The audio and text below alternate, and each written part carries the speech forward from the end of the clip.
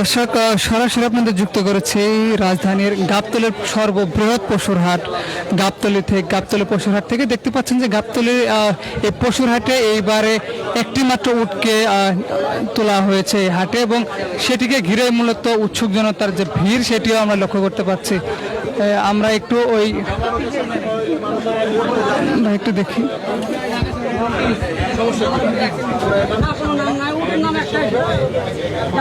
তারপরে এটা আমরা রাখছি খাওয়াবো। এটা আকর্ষণটা আপনার মানে এই যে প্রতি বছর আপনি আনেন এই আকর্ষণটা আসলে ধরে রাখছেন এবং সামনেও রাখবেন ইনশাল্লাহ। আমাদের যে বংশধরেরা আছে যেমন আমার আমজাদ ভাই ছেলে তার নাতি এরা যদি আমাদেরকে আমরা যেভাবে কইরা যাইতাছি তারা ওইভাবে তাদেরকে লাইন দেখানো থাকবে। আমরা তো টাকা দিয়ে কিনে এনে তারপর পালন করি, তাই তো।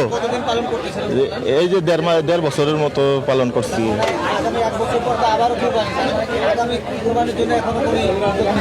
না এটা মনে করেন আমাদের কাছে মেসেজ আসলে তখন আমরা যাই, দেখি, মোবাইলে দেখা দেখি হয়, কাস্টমারের সাথে কথা বলি। সরকারিও তো ব্যাপার আছে, সরকারের ট্যাক্স খাজনা দিয়েই টানতে হয়, ঠিক আছে। এইভাবে লাইন গার্ড করার পরে তারপরে আমরা নিয়ে আসি। 30 বাই 30, বারবার তো বলা যাবে না 30। তারপরে যদি কোনো ভাই আসে বসে যে ভাই একটু 19-20 করেন, ওটা আমার বড় ভাই আছে আমজাদ ভাই দেখবে। 30 মন, হ্যাঁ, কারণ ওর হাড্ডি গোস অনেক ওজন হয়, ওয়েট হয়। প্রিন্স মামুন আমার বড় ভাই শখ করে ডাকছে। হ্যাঁ, প্রিন্স মামুন আমার বড় ভাই শখ করে রাখছে। আমার বড় ভাই অনেক শখের জিনিস। কারণ একটা জিনিস মনে রাখবেন, আপনি একটা বাচ্চা যেভাবে আপনি লালন পালন করেন, যেভাবে হোক ওরা আপনি করতে পারবেন, কিন্তু ওরা তো আর ওইভাবে সম্ভব না। 10টা বাচ্চা যেভাবে আপনি পালবেন তার থেকে বেশি ওরা আদর করে মহব্বত করে পালতে হয়। আপনার নাম কি এবং আপনার বড় ভাইয়ের নাম? আমার নাম মোহাম্মদ আলম, আমার বড় ভাইয়ের নাম আমজাদ ব্যাপারী, আমার বাইস্তার নাম অপু ব্যাপারী। আমরা এই আছি সবাই মিলতাল করে। উট, দুম্বা, গরু, ছাগল, মোষ সবই আছে আমাদের। আমাদের দুম্বা আছে, ভুট্টি গরু আছে। ওর আগের বার তো 2টা করে জানেন মনে হয়। কিন্তু আমরা আসলে কি উট যদি বাইরের থেকে এত পরিমাণে আনা যদি যাইতো তাহলে সবাই আনতো। সবার যদি ক্যাপাসিটি থাকতো তাহলে সবাই আনতো, কিন্তু ক্যাপাসিটি, ক্যাশ, ঝামেলা, সরকারি এই কাস্টম দিয়া সবাই পারে না এগুলা, সবাই বোঝে না এগুলা। আবার লালন পালনও সবাই বোঝে না। ওর যে খানা দানা, ওর যে পরিচর্যা, এগুলো সবাই বোঝে না। এর পিছনে 2টা ডাক্তার থাকে, আছে অলরেডি। হ্যাঁ, অবশ্যই। আপনার যত পরিচর্যা আপনার শরীরে ততই তো আপনার ডিমান্ড। আপনার পিছনে যত খরচ হবে ততই তো আপনার ডিমান্ড বাড়বে, তাই তো হিসাব। এর বেশি তো আর কিছু না, নাকি আর কিছু আছে? হ্যাঁ, আমাদের দেশে আসলে গরম সহ্য করার, এই যে মনে করেন আমরা পরে করে ফেলাইছি, এতদিন আমাদের কাছে থাকছে, আস্তে আস্তে আমরা এই আবহাওয়ার সাথে চেঞ্জ ওদের মিলাই ফেলাইছি। ওকে,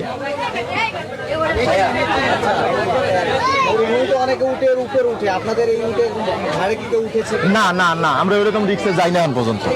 কারণ একটা টাকার মাল, অনেক টাকা। ও বাই চান্স আমার উপরে রাগ কইরা, ও জিত কইরা যদি 2টা-4টা মানুষের মার্ডার করে ফেলে, ওই দায়িত্ব কে নেবে?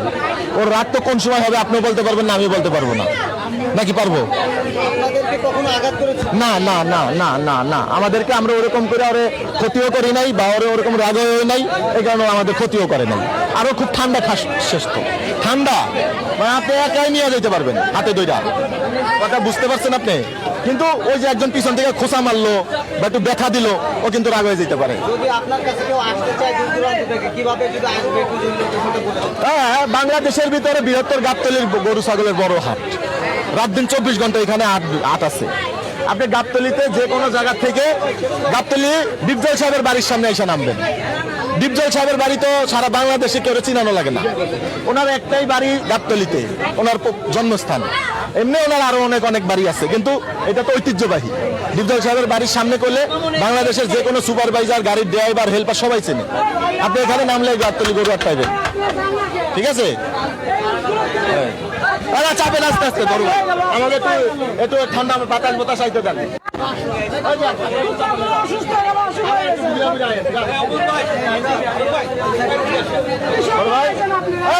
আপনার টানাটানি করেন কে ভাই?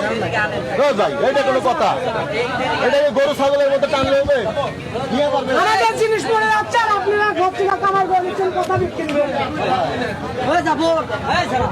এবং দেখতে পাচ্ছেন যে এখানে উটের পাশাপাশি দুম্বাও নিয়ে আসা হয়েছে, অর্থাৎ একটু আগে আমরা কথা বলছিলাম যিনি এই উটের দায়িত্বে রয়েছেন, অর্থাৎ যিনি উট বিক্রি করছেন তার সঙ্গে, অর্থাৎ তিনি জানাচ্ছিলেন উট সম্পর্কে যাবতীয় তথ্য। আসলে যেটি উটের যে দাম, সেই দাম আসলে 30 লক্ষ টাকা চাওয়া হচ্ছে, এবং দেখতে পাচ্ছেন যে এখানে দুম্বা তারা 2.5 লক্ষ টাকা চাচ্ছেন, এরকমটা আমরা জানতে পেরেছি। এবং উট, দুম্বা এবং অন্যান্য গরু সহ বিভিন্ন রকমের পশু আসলে এখানে নিয়ে আসা হয়েছে।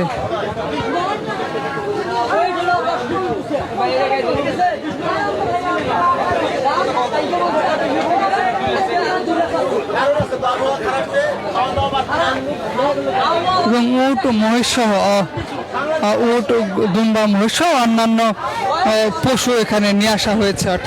অর্থাৎ এখন পর্যন্ত আমরা যাদের সঙ্গে কথা বলেছি তারা বলছিলেন যে এখন পর্যন্ত আবহাওয়া একটু খারাপ হওয়ার কারণে এবং ঈদের যেহেতু এখন পর্যন্ত বেশ কয়েকদিন বাকি রয়েছে, এই জন্য এখন পর্যন্ত ক্রেতা ওরকমভাবে আসছেন না।